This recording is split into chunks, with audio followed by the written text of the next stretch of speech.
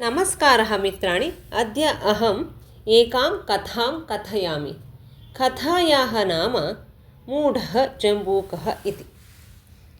एकः जम्बूकः अस्ति। सः एकदा आहारार्थं वने भ्रमति। एकत्र सः द्राक्षालतां पश्यति। लतायाम् अनेकानि द्राक्षाफलानि सन्ति।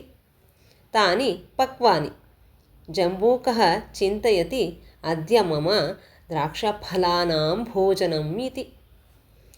द्राक्षां लब्धुम् उपरि उत्पतति, किन्तु द्राक्षाफलानि न प्राप्नोति। जम्बूकः पुनः पुनः उत्पतति, तथापि फलानि न प्राप्नोति।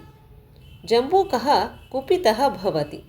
सः तानि द्राक्षाफलानि दूषयति। द्राक्षाफलानि आम्लानि इति वदति। अनन्तरं स्वस्थानं गच्छति।